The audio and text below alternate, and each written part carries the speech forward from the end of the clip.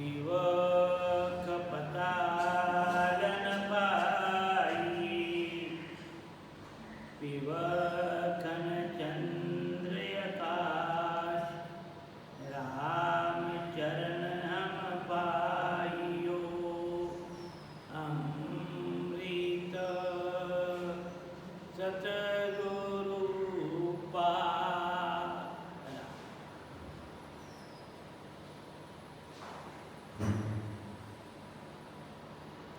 यो सुख सागर आप दियो गुरु जो कहीं ठोरन और न पावे देव ब्रह्मादिक आदि जहाँ लगते सब और ही और बतावे ताही ते ज्ञान बतावन को गुरु दास सदा गुरु के गुण गावे राम चरण चरण होई जाके गुरु की महिमा को तोल कयो नहीं जावे अपार संसार समुद्र मध्य समझितो में शरणं किमस्ति गुरु कृपालो कृपया वदेत विश्वेश पादाम्बुज दीर्घनौका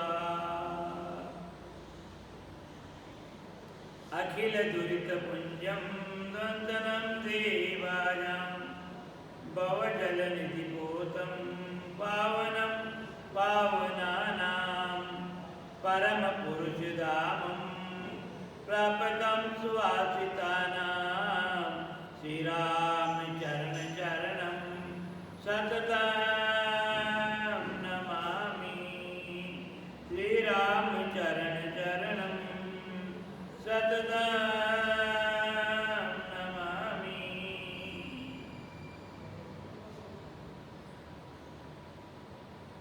रामाय रामभद्राय रामचंद्राय वेदसे रघुनाथाय नाथाय सीताया पतये नमः रामाय रामभद्राय रामचंद्राय वेदसे रघुनाथाय नाथाय सीताया पतये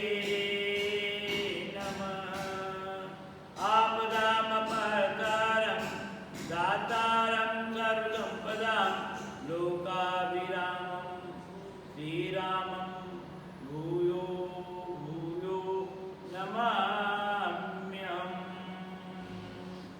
रामो राजमणि सदा विजयते रामं रमेशं भजे रामेणाभिहता निता चरजौ रामाय तस्मै नमः रामान्नास्ति परायणं परतरं रामचदासोऽस्म्यहं रामे कीर्तिलय सदा भवतु मे भो राममामुज्ज्वलः सुग्रीवमित्रं परमं पवित्रं सीताकलत्रं नवमेघगात्रं कारुण्यरूपं कारुण्यपात्रं जगत्पात्रनेत्रं श्रीरामचन्द्रं सततं नमामि संसारसारं निगमप्रचारं धर्मावतारं कृतभूमिभारं सदा विकारं सुगतिन्दुतारं श्रीरामचन्द्रं सततं नमामि कलेशदन्तं स्वजने विनीतं सामो मनसा प्रतीतं रागेण गीतं वचनादतीतं श्रीरामचन्द्रं सततं नमामि। श्रीरामचन्द्रं सततं नमामि। भवानी शङ्करो वन्दे श्रद्धाविश्वासरूपिणौ याभ्यां विना न पश्यन्ति सिद्धाः स्वान्तस्तमीश्वरम्। मनोजवं मारुततुल्यवेगं जितेन्द्रियं बुद्धिमतां वरिष्ठं वातात्मजं वानरयूथं श्रीरामदूतं शरणं प्रपद्ये। श्रीरामदूतं शरणं प्रपद्ये। त्वमेव माता च पिता त्वमेव त्वमेव बन्धु च सखा त्वमेव त्वमेव विद्या च श्रवणं त्वमेव त्वमेव सर्वं मम देव देव त्वमेव सर्वं मम देव देव। शशङ्खचक्रं सकिरीटकुण्डलं सपेतवस्त्रं सर्वैर्वेक्षणं सहारवक्षस्थलकोशप्रियं नमामि विष्णुं शिरसा चतुर्भुजं। नमामि विष्णुं शिरसा चतुर्भुजं। वसुदेवसुतं देवं कान्तकामरुमर्दनं देवकी परमानन्दं कृष्णं वन्दे जगद्गुरुं। वन्दे विभूषितकरान्नवनीलितावान् पीताम्बराधरोबिम्बफलाधरोष्ठात् पूर्णेन्दुसुन्दरमुखाधरविन्द्रनेत्रः कृष्णात् परं किमपि तत्त्वमहं न जाने। कस्तूरीतिलकं ललाटपटले वक्षस्थले कौस्तुभं नासाग्रे वरमौक्तिकं करतले वेणुकरे कङ्कणम् सर्वाङ्गे हरिचन्दनं सुललितं कण्ठे च मुक्तावली गोपस्त्रीपरिवेष्टितो विजयते गोपालचूडामणि।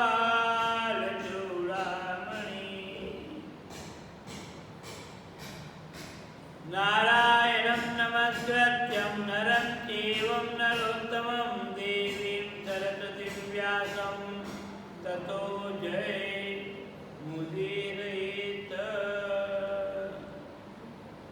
वक्रतुण्डमहाकाय सूर्यकोटिसमप्रभ निर्विघ्नं कुरु मे देव सर्वकार्येषु सर्वदा। यथा सर्वं व्याप्तं जगति स्थावरजङ्गमं कामधेनु शिरसा वन्दे भूतभविष्य मातरम्।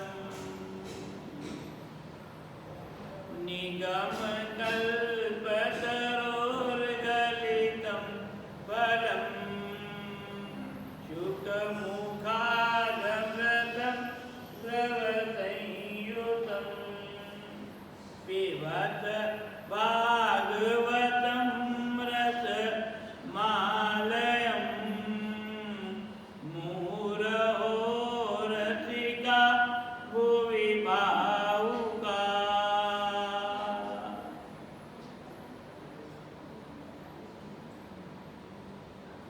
मुखं करोति वाचालं पंगुं लंघितं गिरिं यत्कृपातमहं वन्दे परमानन्द माधवम्।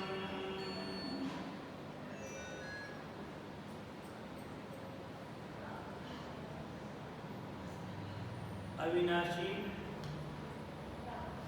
गढ़गढ़वासी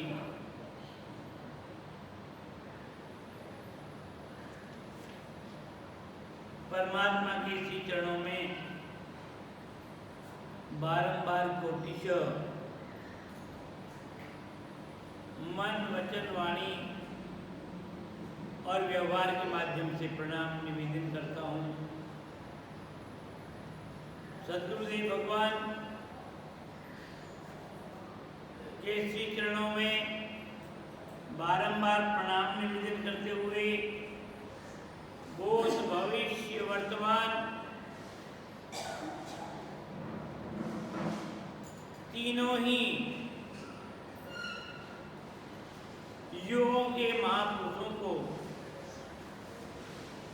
मैं बारंबार प्रणाम निवेदन करता हूँ। साथ ही यह महान और अद्भुत ग्रंथ जो जगत मात्र के लिए प्रेरक प्रसंग है, जिसमें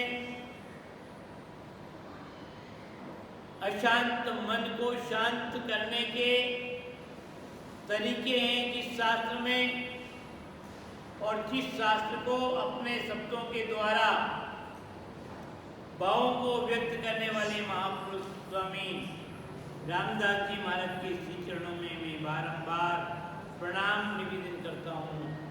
भगवत प्रेमी आत्मीय स्नेहीजनों, भक्ति भक्त भगवंत गुरु, भक्ति भक्त भगवंत गुरु, चतुर नाम वपु एक, इनके पद रज वंदन किया, इनके पद रज वंदन किया, नासत विघ्न अनेक।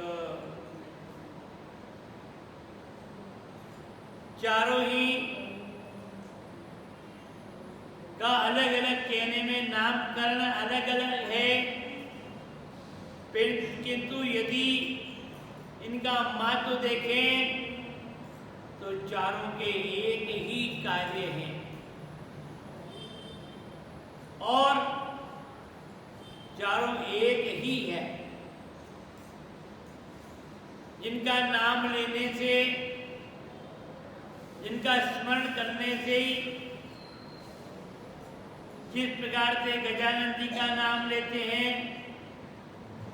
और मन में संतोष हो जाता है कि अब कोई बाधाएं नहीं आई, विश्वास जग जाता है कि हमने गजानन जी की पूजा कर ली, अब अपना कार्य सानंद पूर्ण हो जाए।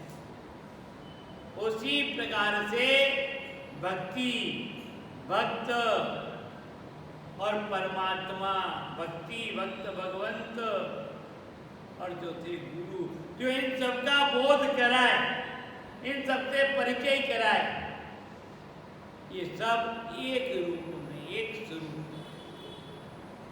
जीवन की समस्त अशांतियों को दूर करने का एकमात्र रास्ता यदि है तो आप सद्गुरु की शरण में, सद्गुरु की शरण में जाओगे तो सभी प्रकार की समस्याओं का हल निकल जाएगा। अपना प्रसंग भाइयों चल रहा है, पावन पवित्र वेला है चातुर्मास की, जिसमें लगातार लंबे समय तक जगह जगह यदि भागवत होती 7 दिन, कितने दिन शिव पुराण की कथा हो रही है तो कहीं 11 दिन, कहीं 7 दिन, कहीं 5 दिन, कहीं 1 महीना, इससे आगे रामायण की कथा होती है तो 9 दिन, उस आगे। और भाइयों, ये चातुर्मास का प्रसंग एक ऐसा है कि यहाँ पर लंबी अवधि, महीनों से संबंध है, महीनों से संबंध है। 3 महीने, कई महीने एक, जैन समाज में तो 1 महीना और बढ़ा हो, 4 महीने। एक भक्ति, ताकि उसमें संत गुरुदेव विराज करके ज्ञान ध्यान का उपदेश दे और फिर उसमें मजबूती दिलाए, दृढ़ता दिलाए, संकल्प ले हम कि हम रोज माला फेरेंगे, हम रोज नाम जप करेंगे, हम रोज मंदिर जाएंगे, हम रोज जो है अपने जीवन में माता पिता गुरुजनों का आदर मान करेंगे, सेवा करेंगे। व्यक्ति आदर मान तो करता है, पर उनके लिए समय त्याग करके सेवा करना यह एक प्रश्नवाचक है। यह प्रश्नवाचक कि वो सेवा की वृत्ति रखा कर रहा कि नहीं कर रहा। वह भी अच्छा लगता है कि मेरी औलाद मेरे संतान मुझे बुढ़ापे में सहारा दे, पर वो ये भूल जाता है कि मेरे माता पिता कहाँ हैं और मैं धंधा करने के लिए कितना दूर बैठा।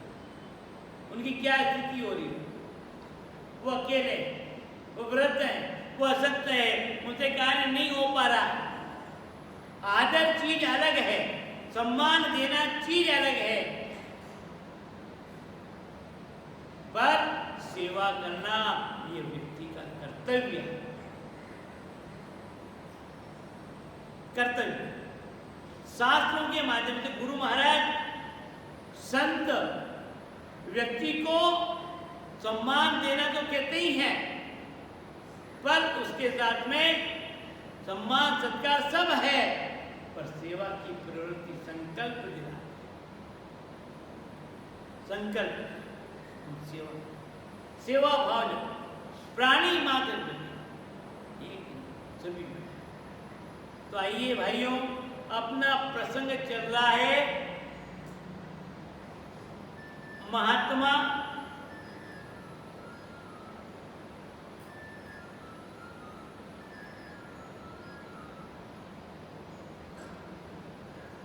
लोमस ऋषि का, और ये लोमस ऋषि बिल्कुल विरक्त अवस्था में है, इनकी इतनी लंबी उम्र है, फिर भी वो भजन करते। वो कहते हैं कि देह गुणाकार वपुधार राम राम भजो, तजो नहीं जाय सुख सागर मिलायो है। जपी राम माला उजियाला रोम रोम झाला, जीताजू जीताजू काल माल माल राम राम गायो है। सुख सारण धन्य धन्य मान कभी पाए, जन भरत खंड माए आए राम लिव लायो है। मनुष्य शरीर के लिए कहते हैं कि यह देह तो में तो इसमें अनेक गुण भी है और अनेक अवगुण भी है। देह गुण, पर सबसे बड़ा गुण यह है कि भगवत भजन करना, सत्कर्म करना, पुण्य करना, यह सबसे बड़ी विशेषता, सबसे बड़ा। तजो नहीं जाए सुख सागर मिला। अरे ये राम का नाम जो है, मैंने इसका स्वाद ले लिया, आनंद ले लिया, अब इसको छोड़ नहीं सकता। क्यों? तजो नहीं जाए, छोड़ नहीं सकता। अपन तो थोड़ी सी देर में राम राम करते करते बंद, छोड़ने में देर नहीं करते, छोड़ने में कोई देर नहीं, कोई विलंब नहीं। और ये महात्मा कहते तजो नहीं जाए, मैं चाल करके छोड़ दूं, भूल जाऊं, ये भी संभव नहीं। जिस प्रकार से मनुष्य कहता है क्या करे महाराज, ये माया छूटती ही नहीं, तजी नहीं जाए, माया छूटती ही नहीं है, छोड़ ही नहीं पाते। उसी प्रकार ये महात्मा कहते हैं कि ऐसा स्वाद, ऐसा आनंद आया कि जिसके सामने संसार की सब चीजें तुच्छ हैं, सब जितने भी सुख कहा जाए वो सब तुच्छ है इस राम के नाम क्या। पर ये कब मिलेगा? एक किसान की खेती है, वर्षा में तो फसल हो जाती पानी के आधार पर, सर्दी बीज की फसल नहीं हो पाती। कुआं नहीं, और आजकल तो ट्यूबवेल लगाते हैं पानी के। कोई व्यक्ति कहे कि भैया तुम किसान हो, खेत खाली है तुम्हारे, पानी नहीं, कोई बात नहीं, कुआं खुदवा लो, ट्यूबवेल लगवा लो। क्या विश्वास, क्या भरोसा कि पानी जमीन में है? कोई जानकार दिया, वो बताएगा कि आप खोदते खोदते इतने हाथ, कुएं के मानते इतने हाथ, और ट्यूबवेल के मानते इतने feet, 100 feet, 200 feet, 300 feet, 400 feet, खोदते जाओ। और एक निश्चित अवसर के बाद, निश्चित सीमा के बाद अंदर से वो पानी, वो स्वाद मिल जाए, फिर विश्वास जम जाए बस। और जब तक तो मेहनत करनी पड़ी ना, कुआं खोदता गया, बड़े बड़े पत्थर निकलते गए, ब्लास्टिंग करता गया, मेहनत करता गया, पानी निकलेगा। और यदि वो बीच में हार जाए तो,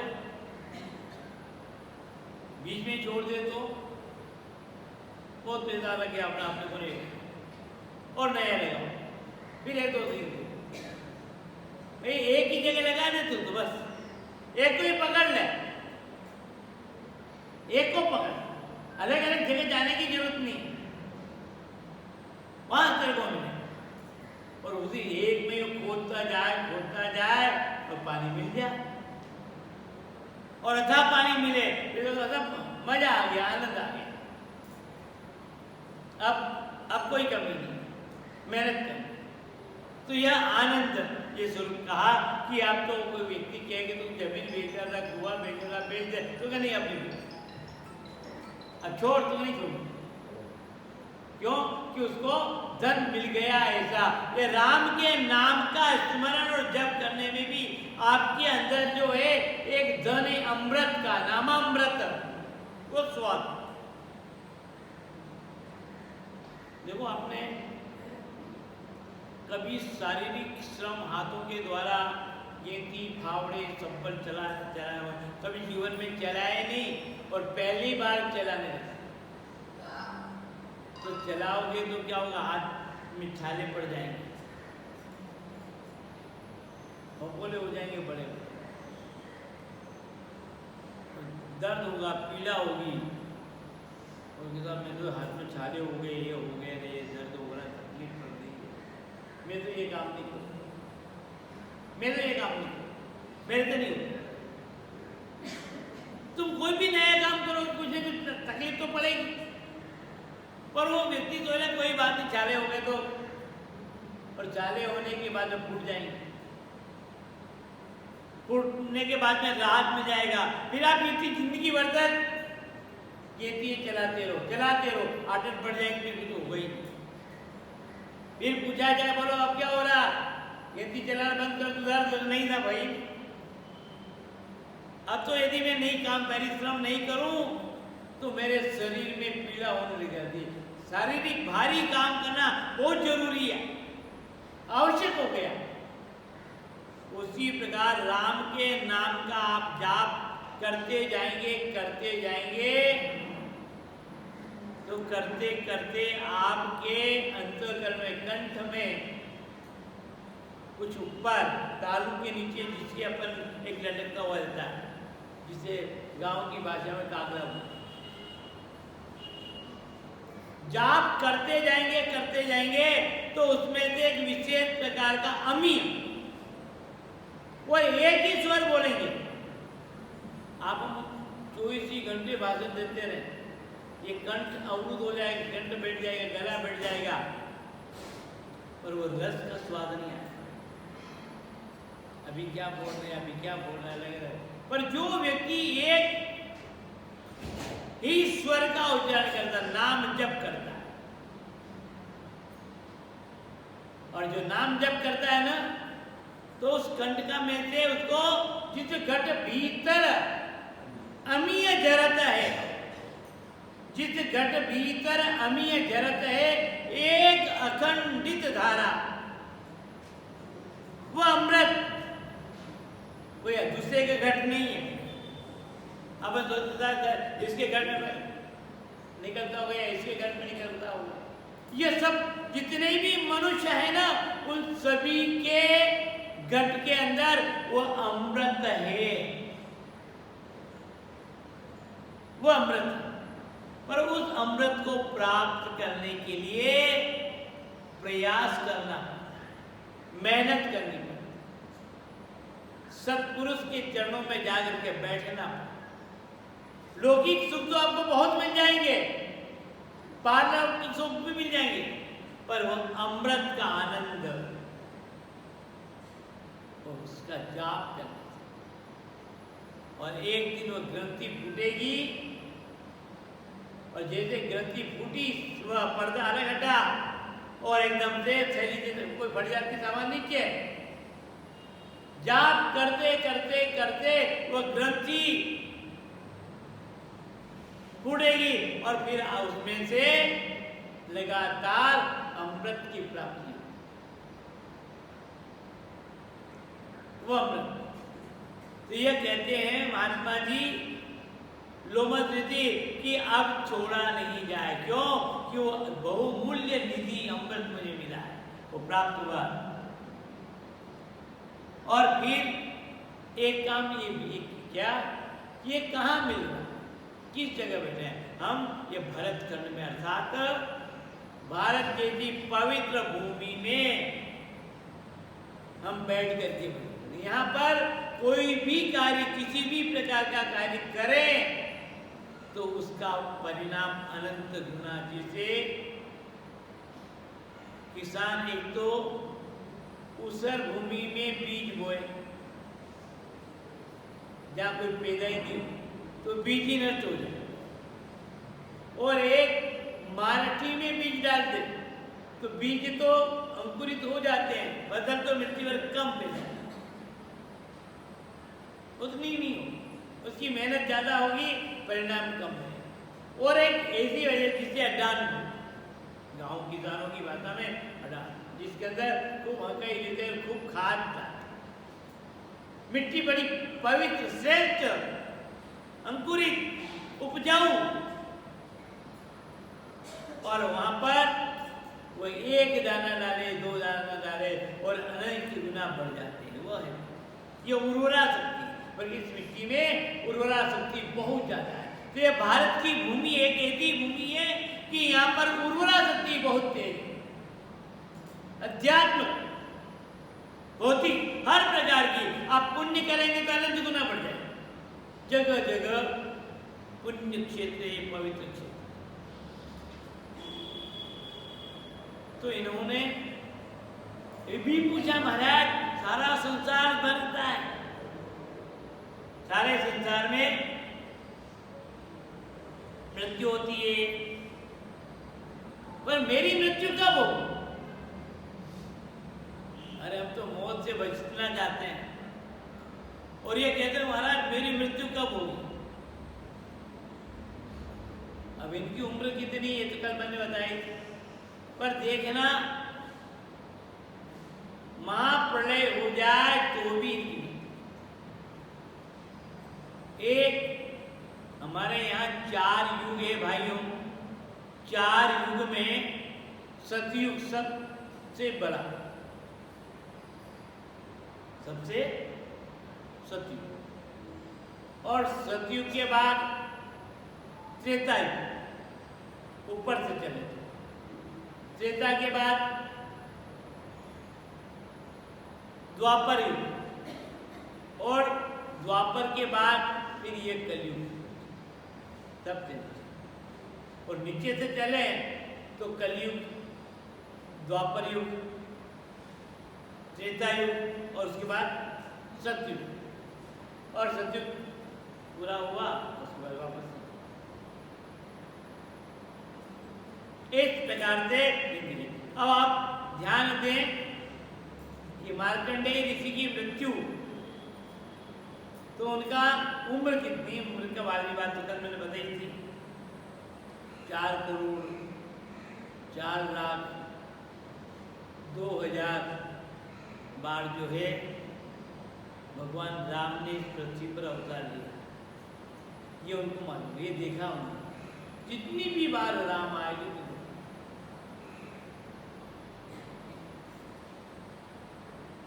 अहंकार हो गया था हनुमान जी,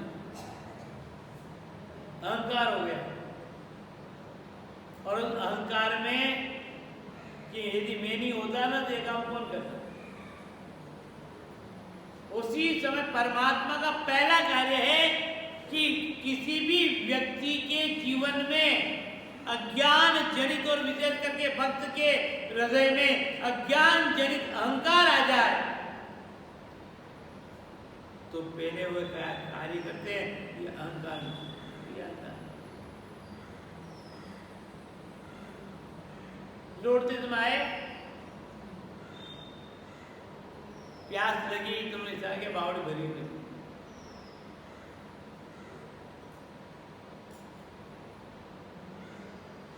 और जब अंदर उतरने लगे योग से तो वो मुद्रिका आती है ना, वो मुद्रिका पानी दिखी, फिर क्या प्रभु मेरी मुद्रिका के लिए राम के द्वारा दी, देख लो, पहचानते तुम? हाँ जानता हूं मैं, वो अलग ही है, एक ही है वो, और दूसरी कोई है ही नहीं। ठीक है, जाओ मैं तुम्हारे को जन्म में देखने की शक्ति देता हूं, दृष्टि देता हूं। अंजन लगाया, हनुमान जी फिर बावड़ी में गए तो जल में उन्होंने क्या देखा? मुद्रिका ही मुद्रिका, हजारों लाखों मुद्रिका पड़ी हुई। पूछा प्रभु यहाँ तो बहुत है, तुम पहचानते हो ना, तुम पहचानते हो तो ले आओ। या तो जब जब राम ने जन्म लिया, जब जब हनुमान आया और जब जब हनुमान ने पानी पीने गए, जब जब मुद्रिका गिरी और निकली, तो पहचान ही नहीं पा रहा। हनुमान जी का अहंकार कर गया, मैं तो मैं अकेले हूँ और मेरे पहले और कोई हूँ। मैं तो समझता हूँ कि मैं अकेला ही हूँ दुनिया में, और मेरे पहले कितने ही हनुमान आ चुके हैं। या तो कितने ही हनुमान हो गए और कितनी अंगूठियां गिर चुकी है, इतनी सारी अंगूठियां जिनको पहचान ही नहीं पा रहा, पहचान ही नहीं पा रहा।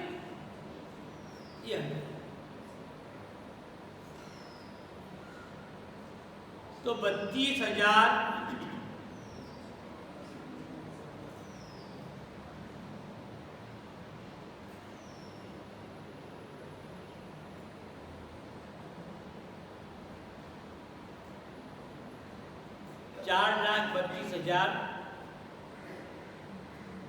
4,32,000 का जो एक उम्र है कलयुग की।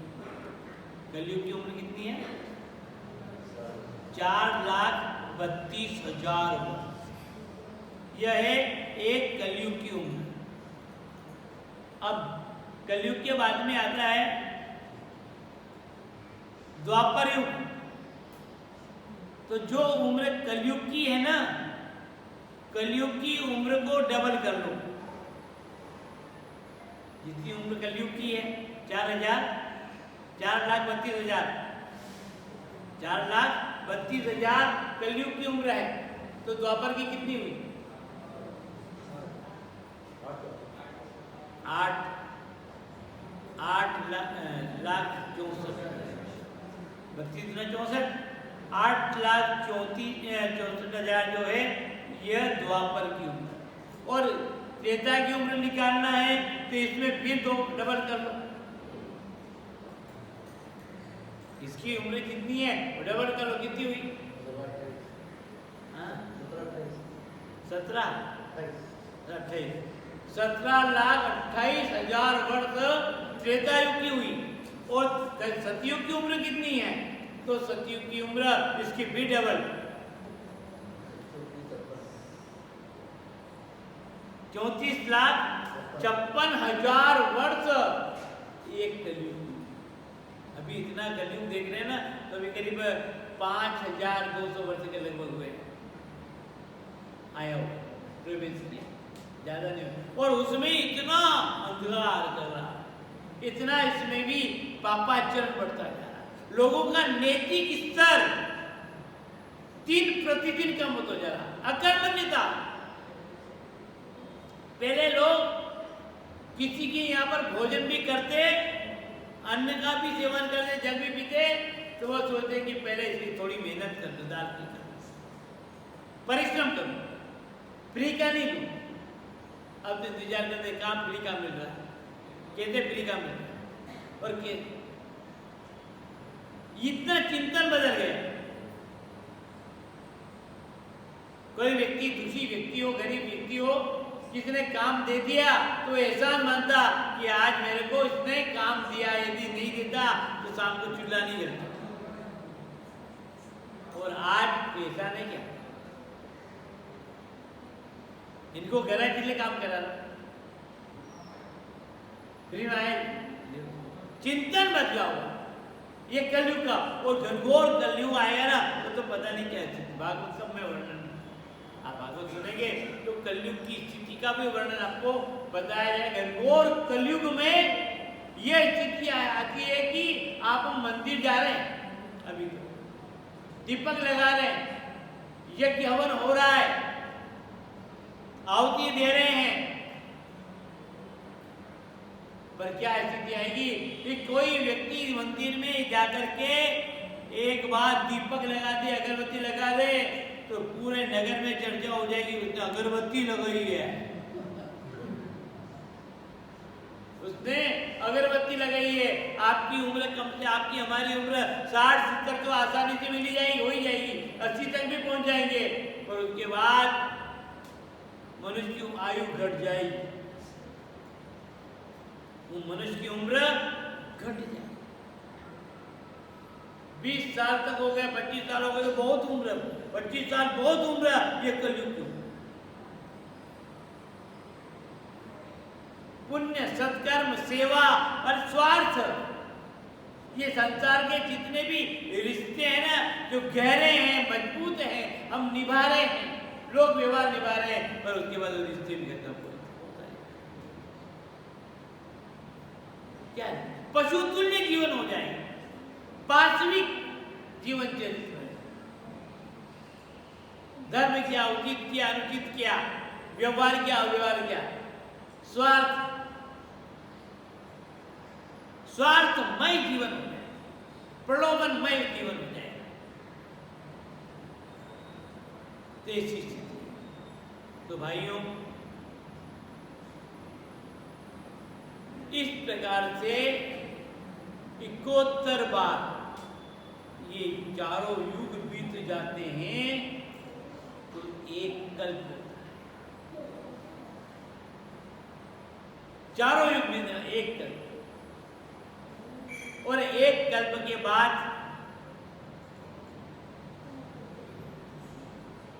फिर इस प्रकार से 100 वर्ष पूरे हो, 100 कल्प हो जाए तो फिर ब्रह्मा का एक, और ब्रह्मा की 100 वर्ष की पूरी उम्र हुई और महाप्रलय उसको कहते हैं, उसको कहते वो महाप्रलय। आप गिनती करना, इसलिए कहते हैं कि किसी परिवार में, किसी घर में कोई संत जन्म ले ले, कोई सज्जन जन्म ले ले, कोई पुण्य श्लोक जन्म ले ले, कोई बहादुर पराक्रमी जन्म ले ले, तो वो कहते हैं कि इसने हमारी गोत्र पीढ़ी तार दी। हमारे घर में एक ऐसा महान रत्न पैदा हुआ है जो संत बना, हमारे घर में एक ऐसा महान रत्न पैदा हुआ है जो कि सज्जन बना, हमारे घर में एक ऐसा महान रत्न ने जन्म लिया जो दानी बना, एक ऐसा व्यक्ति बना जो बहादुर बना, जिसने राष्ट्र के लिए और दीन दुखी गरीबों के लिए अपना सब कुछ बलिदान कर दिया। वह 71 पीढ़ी दी जाएगी। इसलिए मन इतने जन, इतनी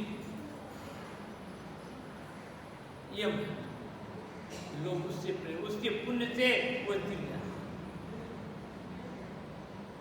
हमारे द्वारा या हमारे पुरखों के द्वारा किए गए सद और असद कर्म का परिणाम आपको हमारे को भी जीवन, जिस कुल में जन्म लिया है, परिवार में जन्म लिया है, जिस गोत्र में जन्म लिया है, उस गोत्र का अच्छा और बुरे जो कर्म हुए उसका परिणाम भी अंत में हमें भुगतना।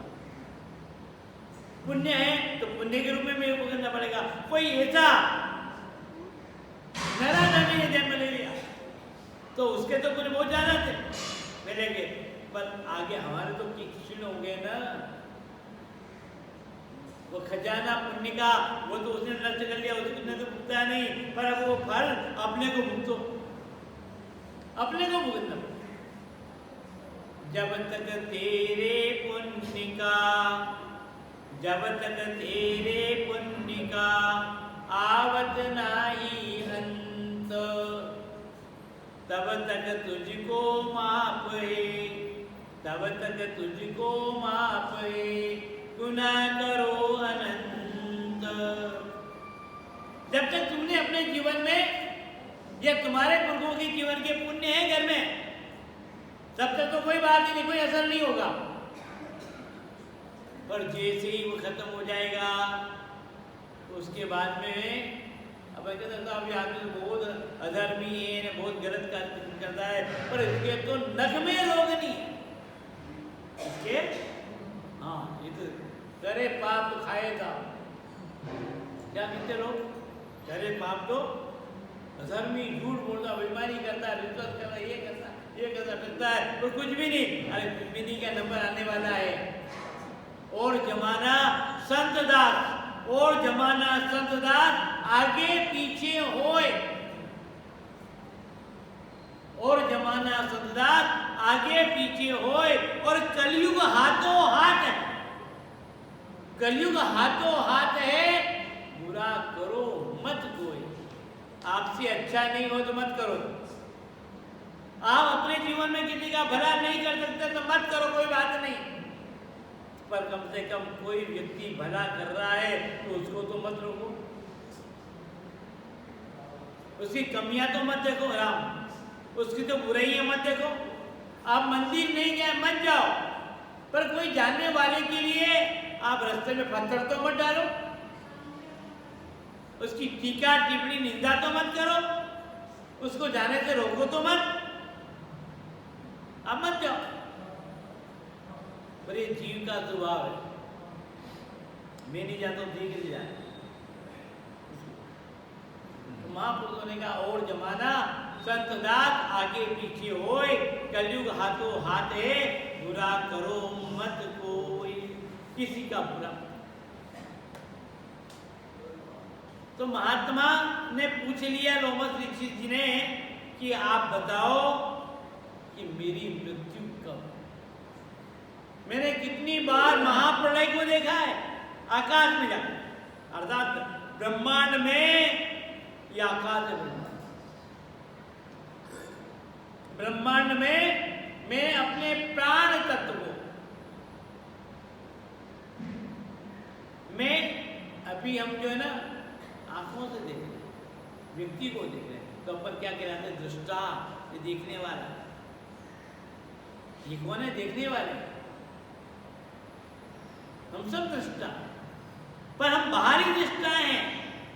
जगत में क्या हो रहा है ये हमें दिखाई दे रहा है, जगत में क्या हो रहा है ये हमें सुनाई दे रहा है, पर जगत के पहले परे क्या हुआ और बाद में क्या होगा यह नहीं, ये बता। और उसके लिए अंतर्दृष्टा, पहले क्या हुआ वह भी जानना और आगे क्या होगा यह भी जानना, उसको कहते हैं अंतर्दृष्टा। इसीलिए हम प्रार्थना करते हैं, आप हो गुरुदेव दीनपति अगम ज्ञान प्रकाश है। अगम की बात कौन जानते हैं? ये महात्मा जानते हैं, संत जानते हैं, आगे की जानते हैं। वो प्रकट खोल करके नहीं कहेंगे, पर आपको इशारे में समझाएंगे, संकेत में समझाएंगे। और कोई व्यक्ति न समझे तो कृपा करें कभी के कहते समझा दिए। ये रास्ता मत चुन। तेरे को लाभ दिख रहा है, फायदा है, पर आज नहीं, आज फायदा दिख रहा है, नुकसान भी है।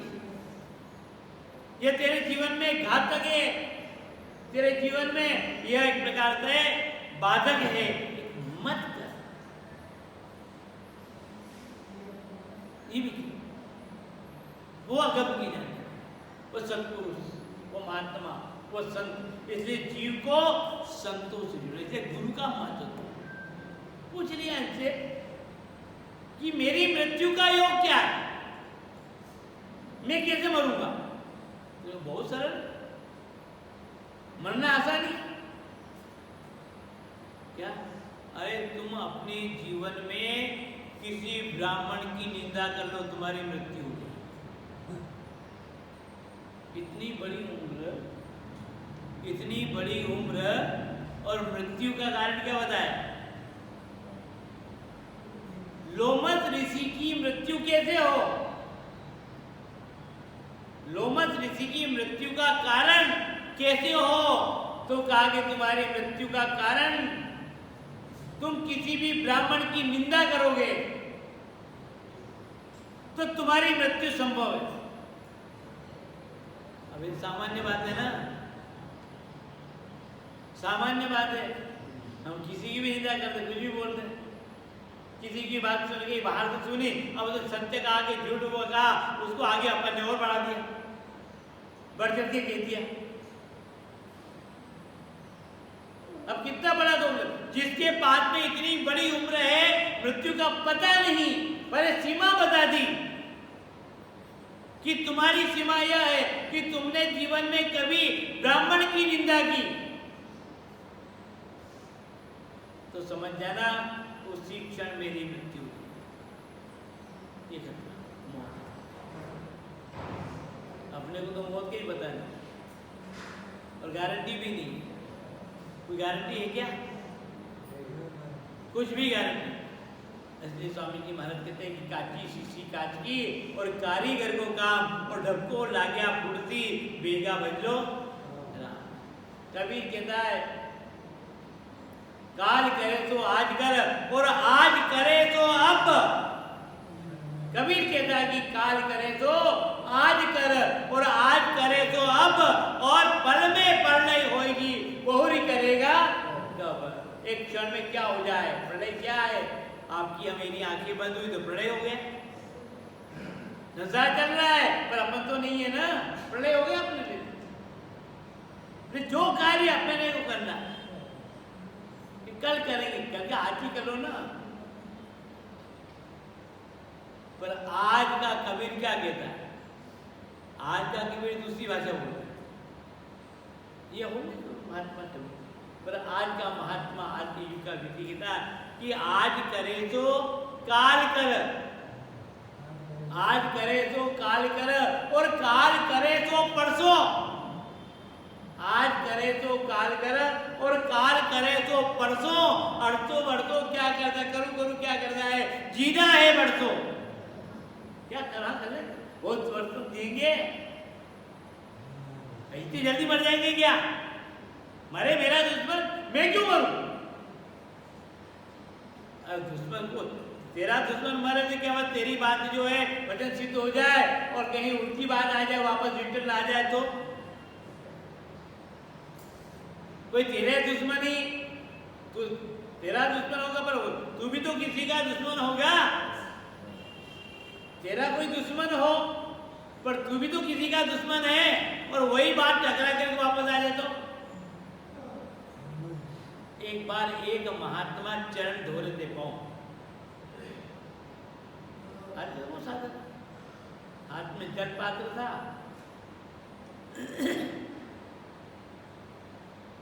और जल खुद डालते जा रहे, पत्थर के ऊपर खड़े थे, और पाँव धोते, राम राम राम राम बोलते जा रहे पाँव। एक व्यक्ति आया, वो कोई संदेश लेकर आया। महात्मा ने पाँव धो लिए पत्थर और विराज आसन। तो महाराज, गुरु महाराज, धोगरी नमस्कार, मैं उस गांव से आया हूँ, उस व्यक्ति ने मेरे को स्पेशल आपके लिए कुछ कहा है। क्या कहा? कुछ कहा है। क्या कहा ये नहीं कहा उसने। महात्मा ने कहा ठहर। महात्मा ने कहा ठहर, तू मेरे को कहना बाद में, पहले इस पत्थर को सुना दे। जो बात तू मेरे को कह रहा है ना, तू लेकर के आया है, उस बात को तू पहले इस पत्थर को कह दे कि मैं उस गांव से आया हूं, हे पाषाण स्वरूप, मैं उस गांव से आया हूं। और उसने ये कहा कुछ नहीं। क्या कहा? कि महाराज को मेरा राम राम कह देना। क्या कहा था? महाराज को मेरा राम राम कह देना। अब राम राम तो अच्छी चीज है ना, नमस्कार, प्रणाम, मिलना, इसका बहुत अर्थ है, भगवान को याद करना, ये भी है। पर महात्मा अगम की जानते थे और अपने को भी जानते। तो जिसने भेजा उसके मन में खोट थी, उसके मन में खोट थी। ने महात्मा ठहर भैया, तू जो कहकर लाया है अपने शब्द, उसके माध्यम से मेरे को सुनाना। अब मेरे को मत सुना, पहले एक बार इसको सुना दे, उसके बाद मेरे को सुना। और जैसे ही उसने पाषाण राज अमुक गांव से आया और अमुक व्यक्ति ने आपको राम राम कहा। अब कहा किसको था? कहा किसको था? महात्मा को कहा। पर महात्मा ने रोक दिया कि बात जो भी कहना चाह रहे हो, पहले एक बार इस व्यक्ति को सुना, इसको सुना दे। उसका जो प्रभाव, उसका असर है, तू सुनेगा, ये सुनेगा ना तो इस पर लग जाएगा, मेरे को लागू नहीं होगा जो प्रभाव। और जैसे ही उसको सुनाया और पत्थर का 2 टुकड़े हो गए। पत्थर कितने टुकड़े हो गए? 2 टुकड़े हो गए। वास्तव में क्या? बस कुछ नहीं। ये अद्भुत शक्ति थी उन शब्दों में, उस बुराई में, उस निंदा में, जो मारन का प्रयोग था। और मैंने इसीलिए कह दिया कि तुझको कह दिया, मेरा दूसरे को भी कहता था, पेड़ को कहते, पेड़ सूख जाएगा। पर क्यों जीव को मैं सताऊं? कुछ ना कुछ भी करेंगे। भाव कुछ नहीं है भाइयों, कहानी उपचार है। पर भाव यह है कि किसी की बुराई आपने सुनी और आप आगे तक बढ़ाओगे तो इतना बड़ा दुष्प्रभाव होता है। तो आप सुनोगे तो आपके ऊपर चिंता, किसी की निंदा, किसी की बुराई का इतना दुष्प्रभाव पड़ता है। तो यदि हमने सुनी और हम वापस किसी को रिटर्न करेंगे तो उसने आपको कहा और आपने सुनी और कह दिया, तो उस पर भी कितना प्रभाव, और आपने सुनी तो आप पर कितना प्रभाव पड़ेगा। इसलिए निंदा का सर्वथा निषेध किया गया, बुराई का सर्वथा निषेध किया गया। पर ये जीव है कि मानता ही नहीं, ये जीव है कि मानता ही नहीं। ये या तो ब्याज स्तुति में भेजा, निंदा में नहीं, भगवान के नाम में भेजा, और प्रत्यक्ष में ये बुराई। इसलिए लोमस ऋषि से कहा गया कि तुम्हारी मृत्यु का एक कारण हो सकता है कि तुमने किसी भी ब्राह्मण की निंदा की, बुराई की, उसकी अवगुण देखे, उसके दोष देखे, कमियां देखी और उन कमियों को उजागर किया, अपनी वाणी से व्यक्त कर दिया, उन दोषों को व्यक्त कर दिया। व्यक्त करना ही तुम्हारी मृत्यु। अब वो ये ब्राह्मण मार्कंडेय भगवत भजन भी करते हैं, पर ब्राह्मणों की सेवा, रोज ब्राह्मणों के, संतों के पांव को धो करके चरणामृत। निराकार के उपासक है, शाकाहारी के उपासक, कोई भी शाकाहारी का उपासक क्या होता है, वो मंदिर में जाकर के जब तक तुलसी चरणामृत का सेवन नहीं करता है तब तक किसी चीज को ग्रहण नहीं करता। उसका नियम है, उसका नियम है। कि तुलसी चरणामृत ले रहा है। बहुत सारे लोग तुलसी को चरणामृत नहीं मिले तो कोई बात तुलसी का सेवन कर ले।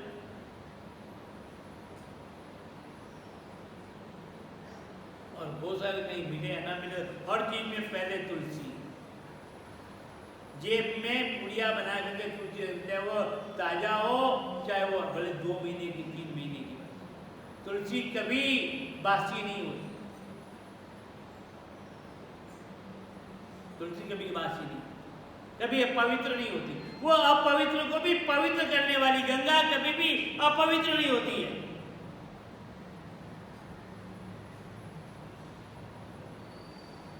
गंगा कभी अपवित्र नहीं होती है। तुलसी कभी भी पुरानी नहीं, बासी नहीं, कभी। तुलसी का महत्व साकार रूप में तुलसी का, तुलसी चढ़, निराकार रूप में गुरु का चढ़, गुरु की प्रसाद। इसीलिए हमारे मोटे रूप में कहीं पर भी जाओ आप, किसी भी गांव में जाओ, चाहे साकार को मानते हो चाहे निराकार को मानते हो, भगवत चर्चा के बाद में प्रसादी, भगवत चर्चा होगी, भगवत कथा होगी। गांव में कथा करवाते और कथा करो और कथा में बड़े 2 आदमी आए, पर कथा के बाद में प्रसाद में 100 आदमी चले। यज्ञ होता है और यज्ञ में लोग पूछते हैं कि पूर्णाहुति कब है? क्या है पूर्णाहुति कब है? पूर्णाहुति का मतलब क्या हुआ कि उस यज्ञ के पूर्णाहुति की प्रसाद मिल जाएगी तो हमारे को भी हमारी बुद्धि निर्मल। प्रसाद ही चाहिए, प्रसाद का मतलब प्रसाद दूसरी कोई एक ही प्रकार का नहीं। राजा परीक्षित ने अपने जीवन का उद्धार किया तो प्रसाद सुखदेव के मुख से सुना, निकला और कान में ग्रहण किया, कान के पास। ये प्रसाद, इसको प्रसाद। प्रसादी प्रतितु करे पवित्र मन, चरना मत चितवन हरे, चित की राम चरण। ये चरणामृत का महत्व है, प्रसादी का भी महत्व है और चरणामृत का भी महत्व है।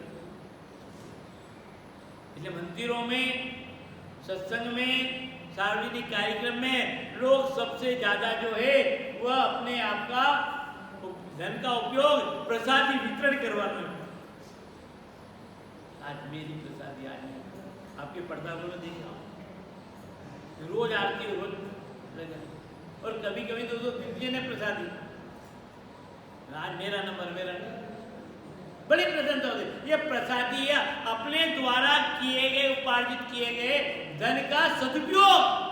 पता नहीं इतने सारे लोगों में कोई महान रत्न आया होगा, कोई महान संत आया होगा, कोई भक्त के रूप में कोई परमात्मा आया होगा, कोई हनुमान आया होगा, कोई जो है गरुड़ आया होगा, और उसको मेरे घर का, मेरे परिश्रम का अंश मिल जाएगा। इसलिए प्रसादी वितरण करवा, इसलिए प्रसादी कहती भी हो। प्रसाद का मतलब स्वाद से नहीं है। और जो व्यक्ति जीवन में, माफ करना मेरे को, जो व्यक्ति जीवन में प्रसाद को स्वाद में ले लेता है वो बहुत बड़ा अपराध है। बहुत स्वाद में मत संत हमारे रामानुज संप्रदाय में तो भोजन को भी प्रसादी का,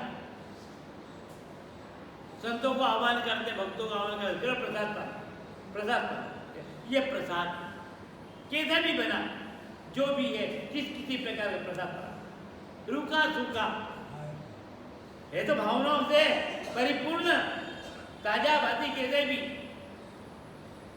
रामचंद्र जी महाराज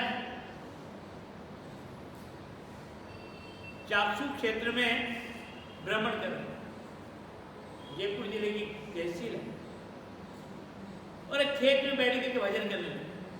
उस खेत की मालकिन खेत में काम कर रही थी और उसके मन में आया कि महात्मा मेरे खेत पर है,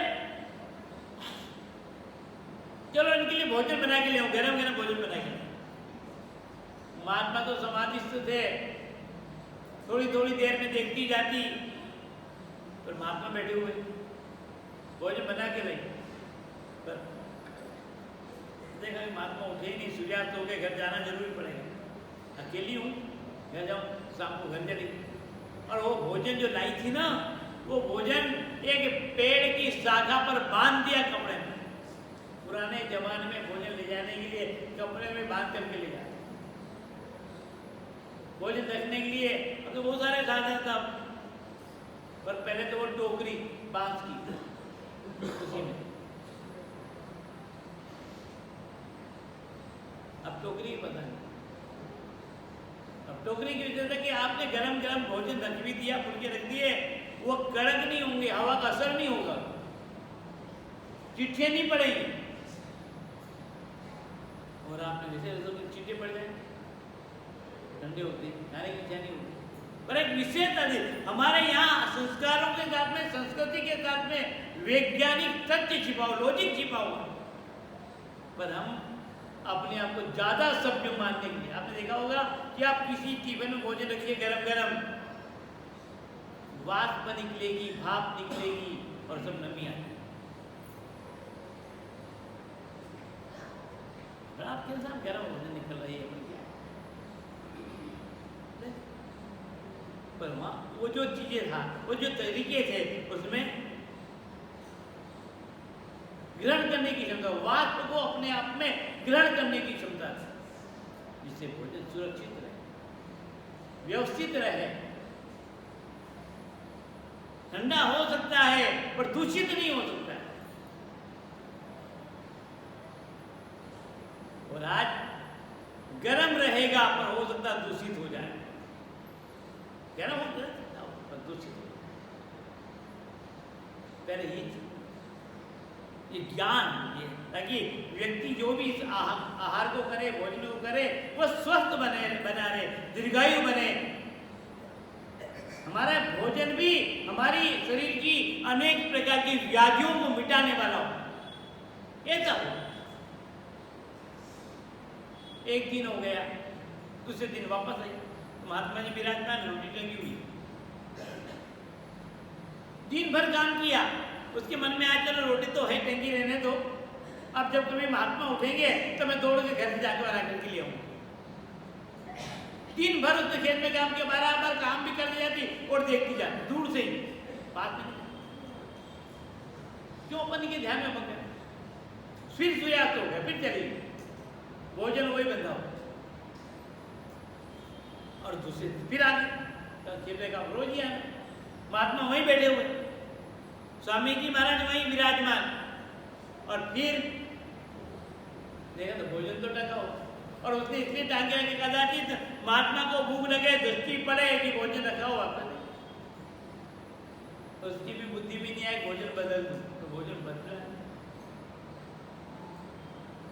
सेवा की भावना पूरी है।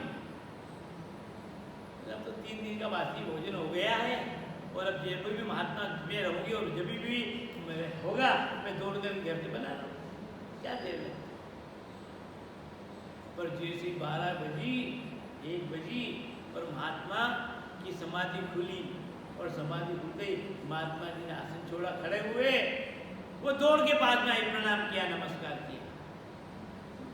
गुरुदेव अभी आप विराजो, आप घर आइए, खेत छोड़ के नहीं जाए, आप यहीं विराजेंगे, आप मेरे मेहमान हैं, मेरे खेत में है तो अतिथि देवो भव, मेरे मेहमान हैं, आप यहीं रहेंगे, मैं आपको भोजन अभी बना करके ले आती हूँ,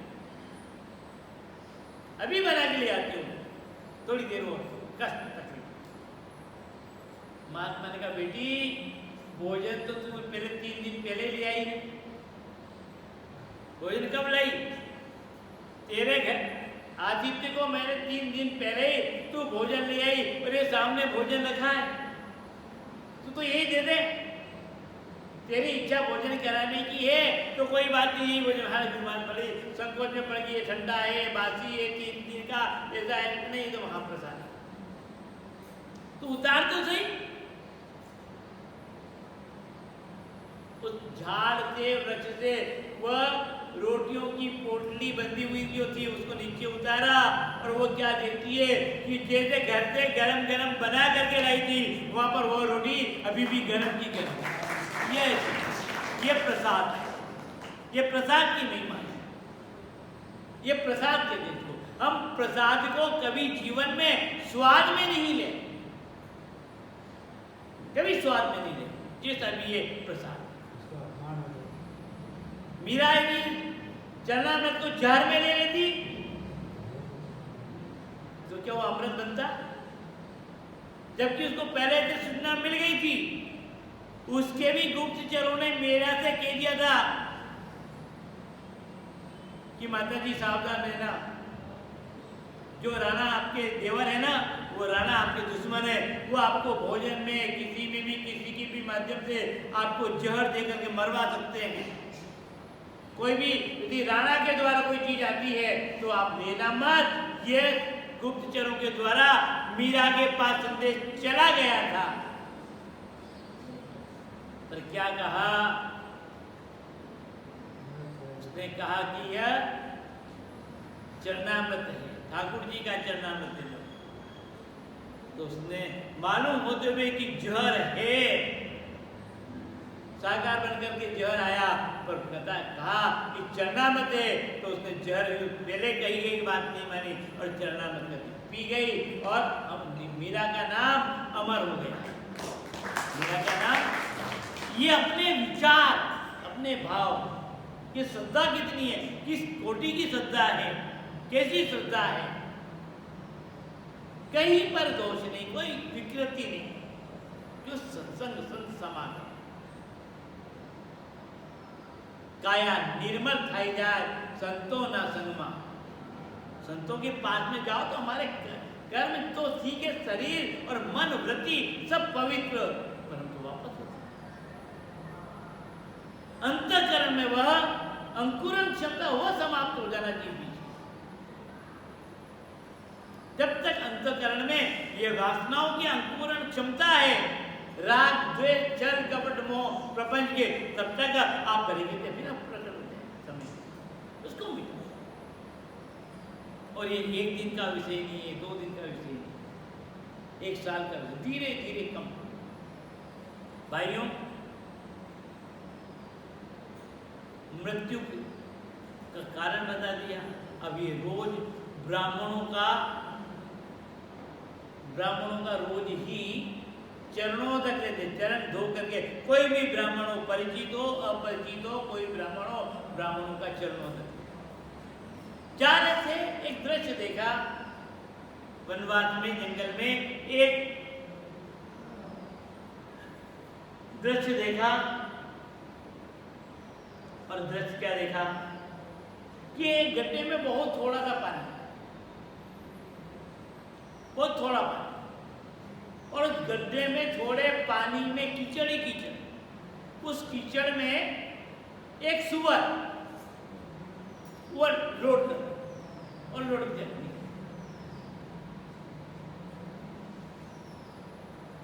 वह पानी कम, कीचड़ अपनी सुअर, अब सुअर जानती हूँ गंदगी और विष्ठा खाने वाला,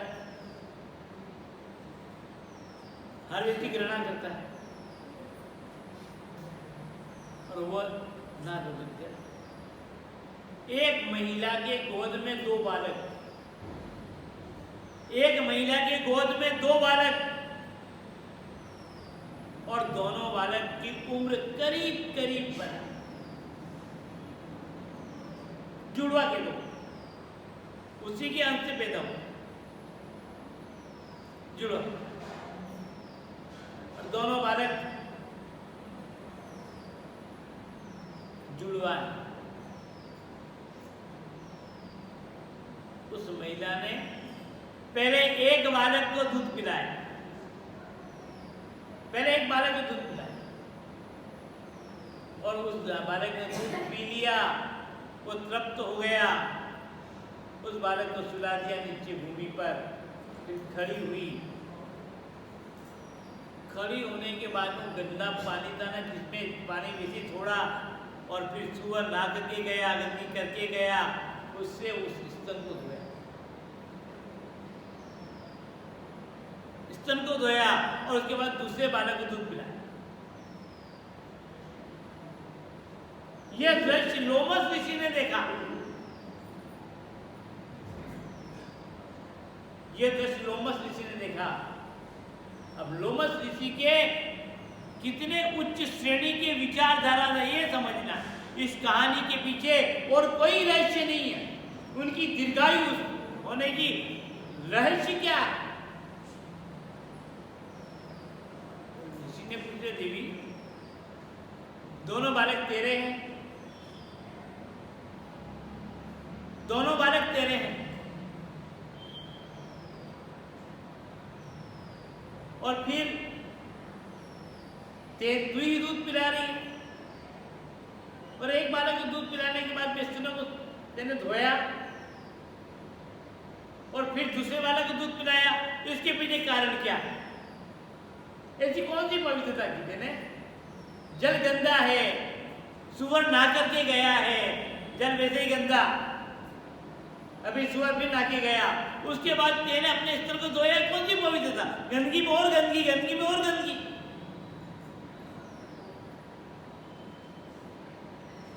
क्षमा करें, आप महात्मा हैं, आप संत हैं, मैं जगत से, दुनिया से, संसार से, परिवार से, रिश्ते से अपने द्वारा किए गए अपराध को छिपा सकती हूँ और छिपाया मैंने। पर जब आप जैसे संत हैं, आपने पूछ लिया तो मैं कैसे छिपाऊं?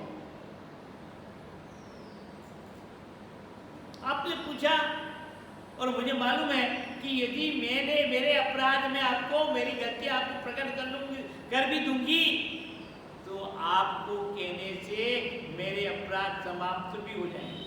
जलाने की क्षमता आप में है, उन दोषों का निवारण की क्षमता आप में है, पाप को मिटाने की ताकत आप में है, और आप अपने होठ पर जाकर के और किसी व्यक्ति को नहीं तभी भी।